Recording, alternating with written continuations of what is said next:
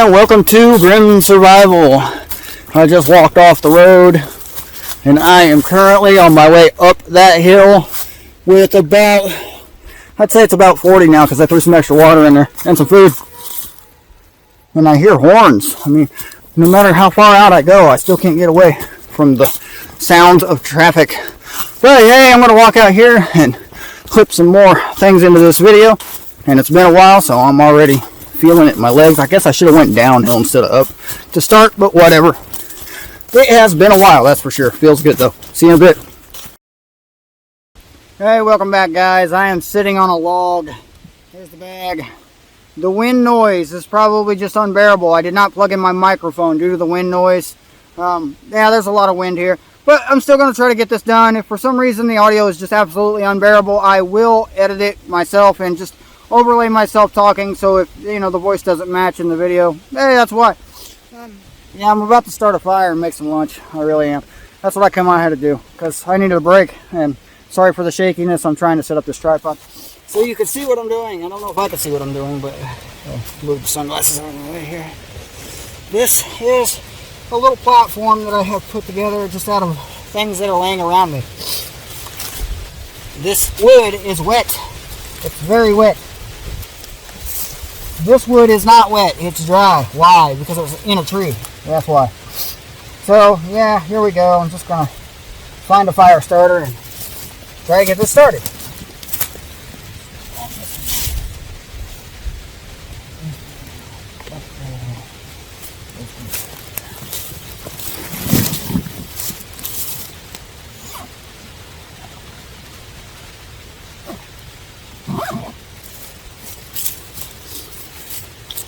Now I'm going to show you the survivalist way to start a fire.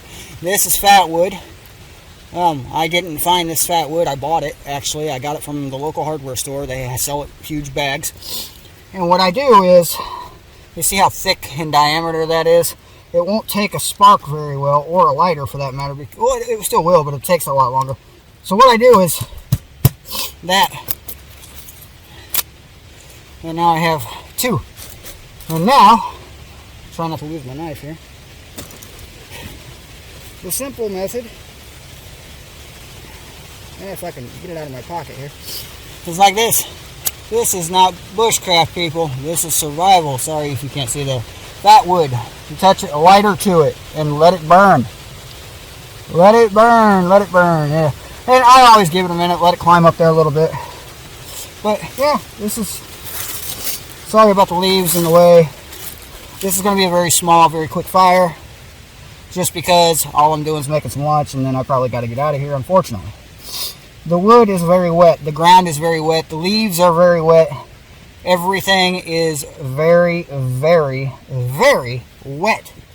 That being said, getting this fire started is not going to be the easiest thing in the world. And, well, I'm going to do the me method of stacking it, trying to keep a gap here between the flames and the little tiny sticks because it'll catch better. Now, where am I finding the wood? Yeah, those branches next to me. Here. I'm actually using this. I'm sitting on the ground now. It's kind of wet, and that's okay. I have a towel in the vehicle. I'm only about 1.5 miles from where I parked, so you may still hear some car noise if you could hear it over the wind. I'd be impressed by that, but maybe. I'm taking standing wood. This is limbs that have fallen that are standing off the ground. So if they're off the ground, they don't soak in as much water. And I'm getting the smallest diameter that I can find because even if that is a little damp, it will still catch and it will still burn. Just because of how small it is, that little bit of flame will dry it out rather quickly. So basically, I stack the driest thing I can find. I can tell dryness just by touch. I mean, everybody can. It's a natural thing that humans can do. Congratulations on being human. Hey, get back on there. So, yeah, this fat wood will burn for quite a long time. It's an excellent fire starter. And as you can see, I've only used that little bit I cut off. I'm not even going to bother putting this in there because I don't need to. And I just keep breaking small little tiny pieces and stacking small little pieces and stacking. I don't know what method they call this. I didn't know different fire starting techniques had names until I started watching YouTube. I have been starting fires since I was a small child in areas that look like this.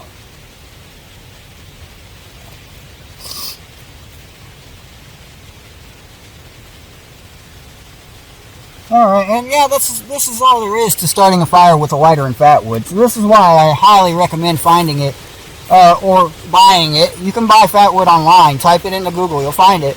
But I bought it at the local hardware store in the Midwest called Menards.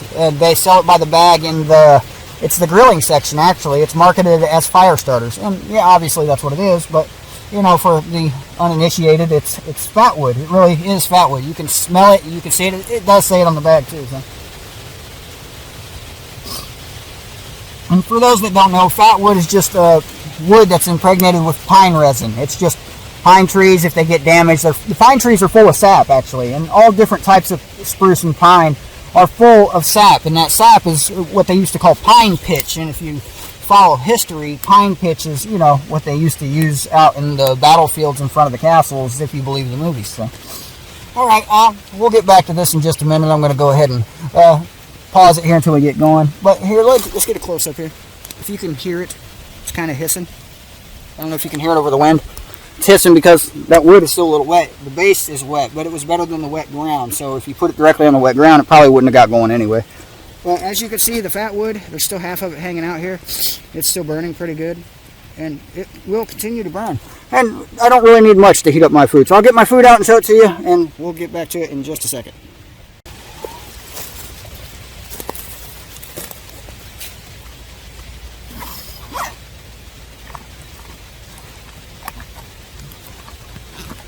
Get it back in there.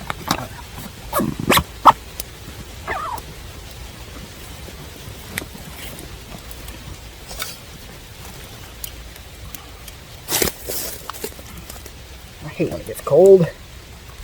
When it gets cold, I can never get the cup off of the Nalgene. Oh, they want my handle. Okay. I will have to sit and pry it off there. Now I finally did dislodge my cook cup from my Nalgene. I will not be putting the cloth between it again. This is a Nalgene bottle. You can see it's been used a few times. This is just a little cheap Walmart camp cup, stainless steel, but I'm going to put my food in it and cook it anyway. Assuming this little fire is hot enough to cook. If not, I got a propane stove in there I can use. I guarantee you that's hot enough.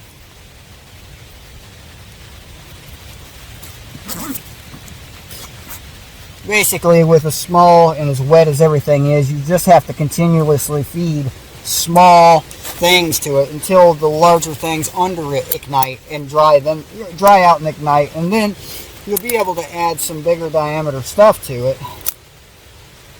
And I just basically go in a star pattern. I just keep stacking around. That way, when the ends burn in the middle, if I can find a demonstration here, you can take the drier ends, you can add them back to the middle, all the way around, essentially giving your fire a lot more life really quickly. So, you know, the goal here is a bed of embers to cook on. That's really only the goal. And in a survival situation, that would really be your initial goal too, is to get it so it's producing enough heat to warm your fingers up enough so that you can process bigger diameter wood. Now, in a wet situation like I'm currently in, I would take notes from the bushcrafters, and I would go find larger diameter sticks. I'd say about, you know, that large, and I would split them so I get to the drier middles of them. And I would definitely have to do this with standing wood also. Anything laying flat on the ground with as much rain as we've had would still be pretty soaked, probably all the way to the middle. So, like I said, I would definitely split it, you know, standing wood. It's drier in the middle, or if not completely dry, and you'd be able to set the dry parts around the fire, and they would eventually go ahead and ignite. And that's what I would do. I would just set it around the fire with the bigger wood, dry side to it. It'll dry out the backs, it'll ignite, it'll, you know, keep a nice little oven area, keep all your heat in the middle. And that's essentially what you need, is your heat to stay in a contained area, letting your smoke escape, keeping your heat contained so that you can dry out all the wood in the hot box, if you will. Now for this purposes, this is not really a survival situation. This is a cooking situation, hopefully. So I'm not building a box or containing the heat anywhere around this one. I'm just letting it, you know, I'm stacking it in a star pattern and a raised, I guess, somewhat like a teepee, just so that all the flames get to all the wood above it, which is helping dry out the smaller diameter stuff. Sorry about the shaky camera. And, you know, if you can try to be quiet here, let's get close. Can you hear it? It's hissing. The hissing is the water escaping the middle of the wood. So, yeah. And it's pretty well hot enough to where I'm going to start heating my food up. Now, I'm supposed to leave a lid on this. I don't really have a lid. I don't really see anything lid-like near me, except for a giant leaf.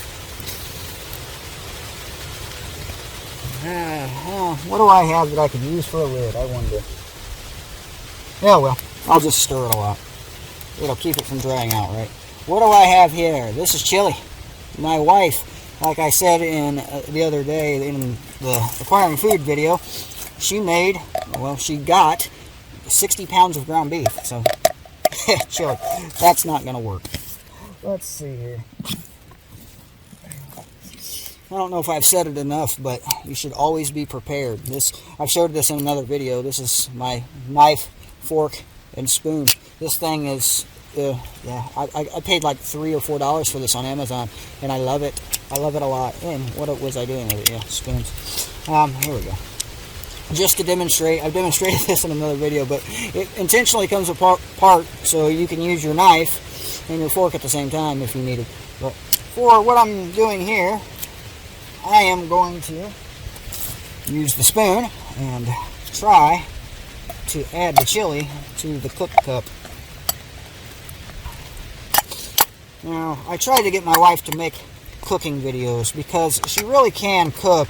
And, you know, you'll think this is a biased exaggeration, but it's not. And I'll just give you a quick story here as a demonstration of how and I'm stirring here. I know you can't see it very well. I do have a lot of hot embers here. I might have to feed it a little more, but especially for how much chili is in here. But anyway, my wife really can cook gourmet meals. And the story I'm going to tell you is on our anniversary last year, 2018 anniversary, I took her to a fancy restaurant. This is before my personal SHTF and everything. Yeah, and anyway, I took her to this fancy Italian restaurant. Now, just a little background, my wife is Italian, mostly Italian, part Irish. Anyway, I'm trying to be nice. Part Irish, mostly Italian. She's from Chicago. She really is from Chicago. So, and when I say she really is Italian, I mean she has uncles that have cards that, yeah, let's just say they're, well, you get the hint. They're real Italians. Let's put it that way. You don't want to mess with them. They'll make you an offer you can't refuse. That's my food cooking while I'm talking.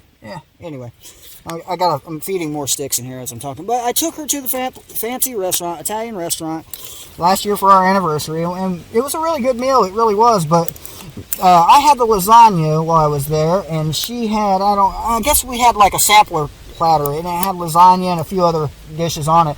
I remember the lasagna the most because it tasted exactly like my wife's lasagna. And I'm talking, this was a fancy restaurant. This was an expensive fancy restaurant. This was back when I wasn't poor. But, hey, poor. I'm cooking in the woods, but yeah, and she really can cook like you wouldn't believe. So I've tried to get her to make cooking videos, and she does not want to be on camera. She refuses. She says that her voice doesn't sound... She says that her voice doesn't sound good for the videos. The smoke is like in my in my eyes. Sorry.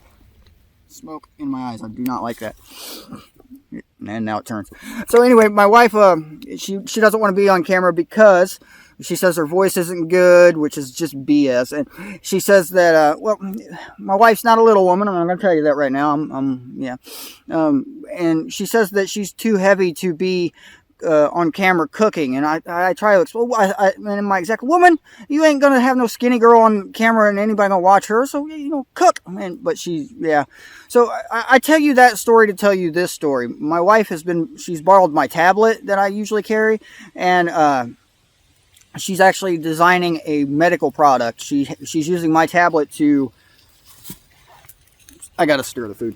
she's using my tablet to draw a blueprint. She really is. So this is one of the products I've been, well, not one of, this is something that she's inventing, and yeah, it really is a good idea, but we'll talk about that another time after the patent.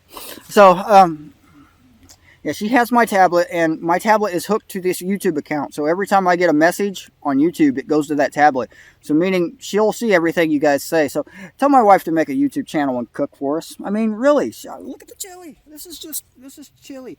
And you can't see it in there, but there's like 8 different types of peppers in that thing. And I don't even remember what they all are. And yeah, you guys asked me if I cook. No, I don't cook. I heat up my wife's food. That's as much cooking as you're going to get out of me. Yeah, like, unless I bring meat out here and just like fry up a steak or something. No, I don't cook.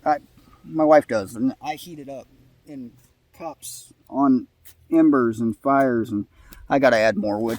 Got to set you down here and add some more wood. See, these are the types of videos I actually made this channel to do. Survival videos out in the woods, and I really wanted to do it as an excuse to get out in the woods. So if you guys like this type of thing, telling me about it will encourage me to come back out here in the woods and do it again. And I don't mind how cold it may be. I like it better in this type of year, or this type of weather, this time of year, just because there's no bugs. So I'm not worried about, 50 flies or a spider or something landing in my little stew here. Chili, but yeah, this fire's not working out too well, and I'm getting hungry, so I'm about to break out the propane stove and show you that.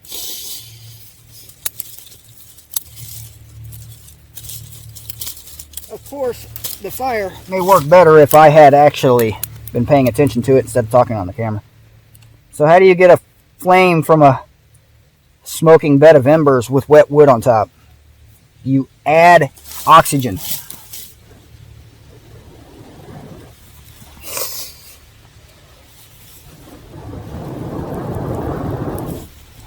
As I said, you add oxygen. Now, if the wind would help me out, I'd appreciate it, because I'm, breathing in smoke and getting it in my eyes and whatnot. But here we go. Flamage.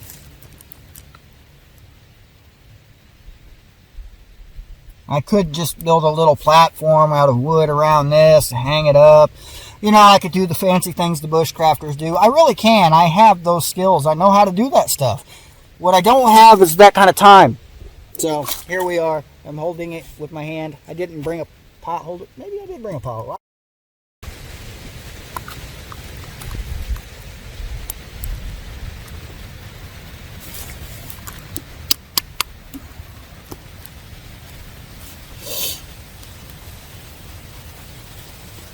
As you can see, I added a lot more larger diameter sticks recently, and a lot more smaller ones. It's just not burning very well. It's so very wet out here. But you can see it's burning well enough that if I was freezing to death, my hands would be really warm. I'd be able to warm up my core just by warming my hands up and rubbing my chest and things like that. And I could also, just stand in the smoke and warm my face up. That'd be awesome.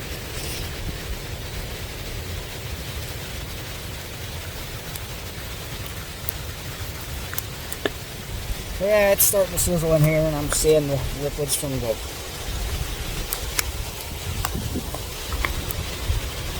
See? It's smoking. I don't know if you can see that on camera, but scraping the bottom. When you set it in direct flame like that, anything on the bottom will burn rather quickly.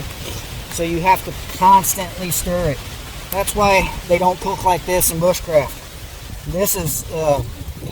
I guess this is like hobo cooking. It's really what it is. This is closer to that than it is to anything else, camp cooking or whatever. This is the amateur cooking. Let's put it that way. And how do we test our food to see if it's warm? We stick our dirty finger in it. That's how we do it out here in Indiana. There's a redneck cooking. I'm gonna have to figure out a way. So there we go. We'll just do it that way. Hopefully the handle doesn't get too hot. I have gloves in there, but yeah, I just don't feel like it. I don't feel like it, so I'm going to burn my hands. Sorry for the wind. I'm talking as loud as I can. Trust me, if you can't hear me through all of this, I will edit the audio. Hopefully you can hear all I'm saying. I might actually watch a clip here, make sure you can.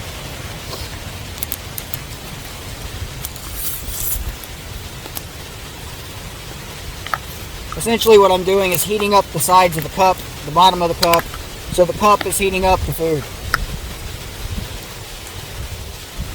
Just got to be careful not to burn your food. The wind is not helpful, but hey, I'll cook it some more and I'll come back to you.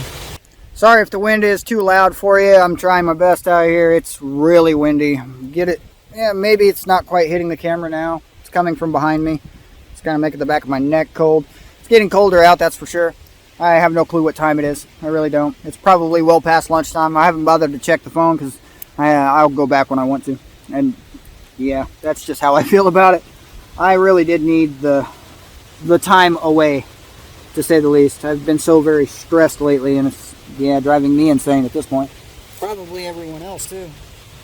And as you can see, I'm still cooking. Fire's still burning, but this is stupid thing keeps falling off here. Maybe I can get it back on. I don't know. There we go. I got it at Walmart. It's cheap.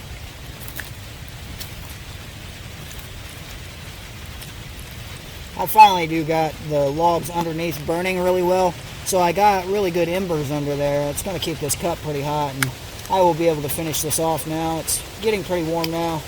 I'll be able to eat it within the next few minutes, which is good. I'm rather hungry at this point. I have clean water in the Nalgene. I always carry clean water in here. It's a 32 ouncer, I believe. I have to look it up, but yeah. So I've been meaning to rotate this out. It's been in here for a little over a month now. So a month old water won't hurt you.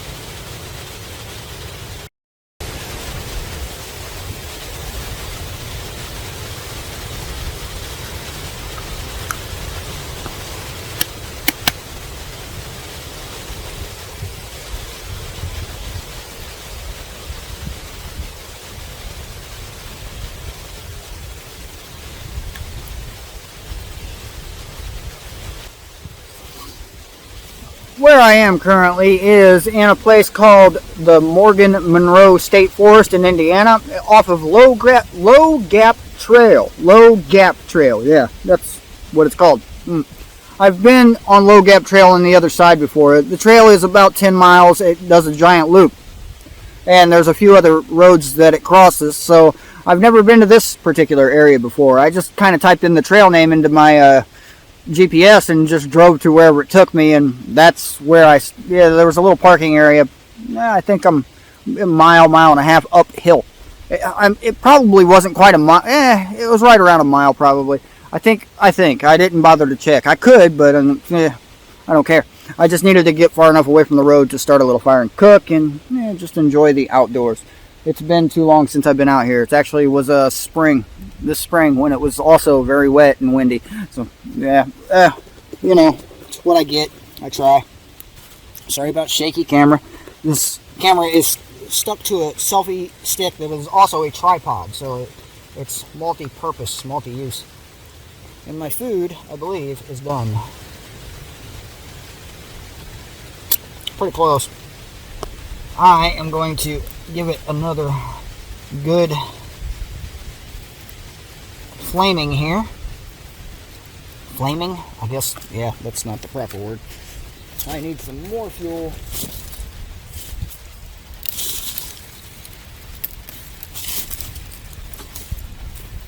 Yeah, that's how we do it in the hollers. We just reach over and grab some.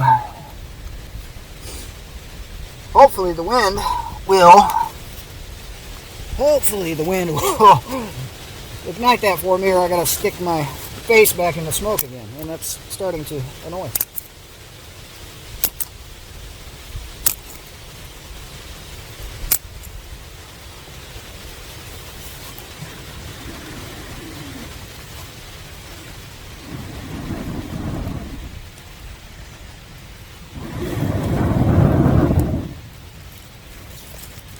Once again, we have fire.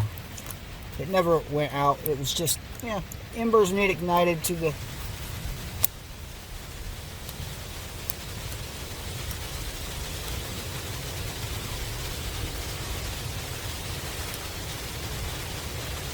I can actually see bubbles here on top of my food, so that means it's obviously getting pretty close to done. Stir it so the stuff on top will heat up from, you know, move the stuff on bottom. You know how cooking works, probably better than I do. I don't like to cook, really. I don't mind heating food up, but I've never...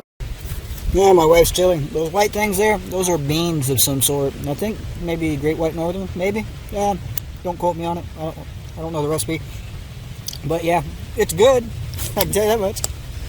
While I finish my food, which, you know, I'm getting there, I'm going to use a little bit of my water here and start putting out this fire. So by the time I'm ready to walk out of here, which will be soon after I'm done eating,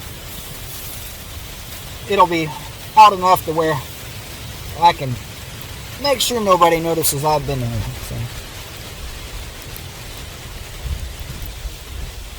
Really won't take much of this water because of how wet everything is.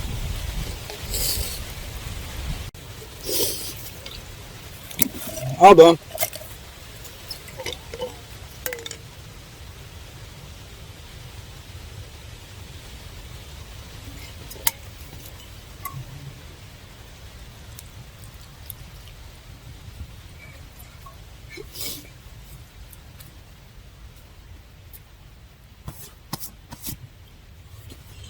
Yeah.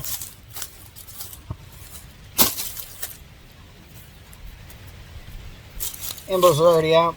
There's a little bit of residual heat in that, but yeah, not enough to, I mean, I can hold it with my hand. It's warm, but it's not hot enough to actually burn anything. So I'm just gonna spread them out here. I'll show you the area because I definitely am a firm believer in no trace. So yeah, I did leave some charred wood around here, but charred wood will degrade really soon in the wetness, snowfall and things like that. This is really soft, these things. That's why I grabbed them, of how soft they were. They're already starting to rot, so by this time next year, and I'm feeling all the hot spots, as you can see, to make sure they're out. And if I think it's too warm, just dump a little more water on it. I need to finish that water off anyway. I don't think this one is too warm. You know, better safe than sorry. But like I said, as wet as everything is, we have no chance of wildfire here. The chance of wildfire happening is zero. It really is. So there's an old piece of tin. It's sheet metal, I guess, from somebody's roof. So that's where that lays. There's my little spot. My embers are all out, as you can see. It's just too wet to have embers. And yeah, it's not the best job in the world. But this is the fall. There's still leaves up there. That'll be buried in a day. No trace. I'll see you guys on the way out. Gotta pack this stuff up and figure out how I'm gonna clean that cup because I forgot to bring a towel. Oops. Alright, I had to take in that detour back there to use the numero uno. Let's just put it that way. Trail markers are over there. The white diamond, as you can see. I don't know if you can see the downgrade, but that's all a pretty good long way straight down in a couple of areas here. I guess it's a good thing I came uphill on the way in, so I can go downhill on the way out.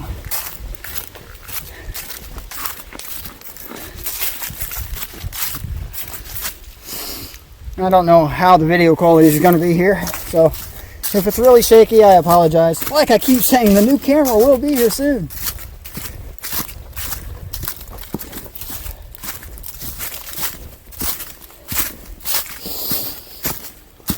If I haven't said it yet, the camera I got, really good deal on eBay, is a GoPro. It's a GoPro Hero 5, 4K, 60 frames per second capable, video stabilization at 30 frames per second. So I will be able to mount it to my truck, keep it charged, and use it as a dash camera with SD cards and such. But I'll also be able to use it for things like this. Another trail marker.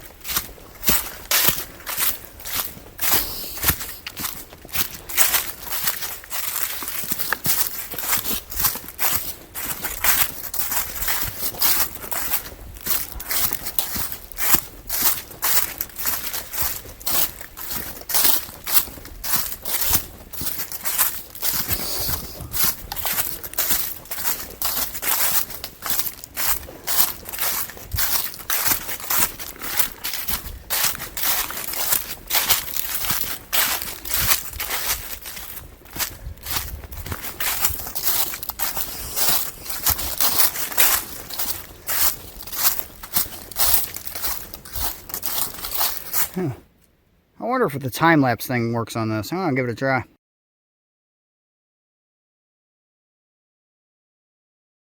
Was just doing a test of the time-lapse options on this phone.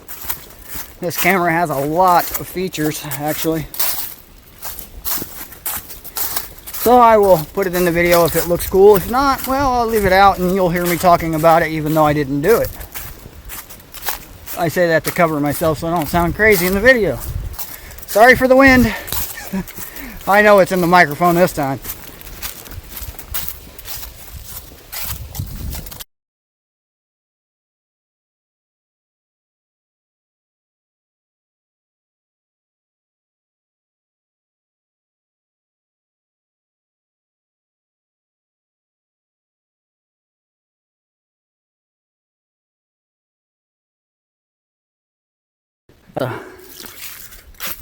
A good drop over there.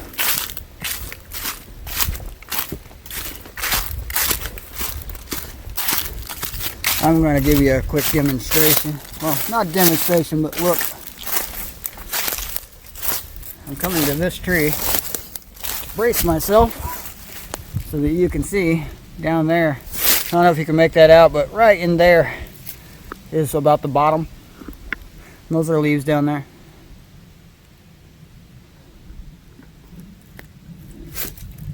And you can kind of see it over there. There is a creek bottom down there, it looks like. It's probably just a runoff from the top of the hill, but there may be standing water in it. It would be a good place to check if you are in dire need of water. But as you can see, back on the trail.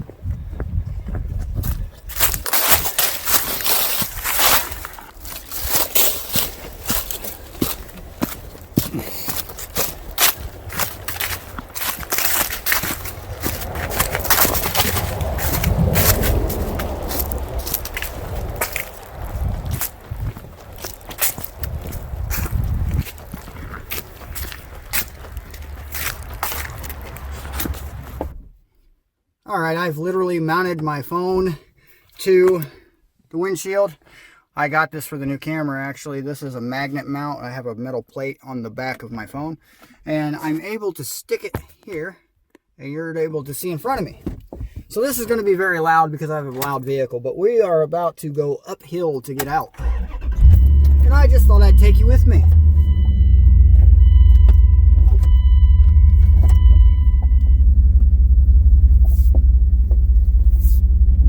Well, I don't know how loud it actually is going to be on the camera. I don't have my microphone plugged in, but we'll see.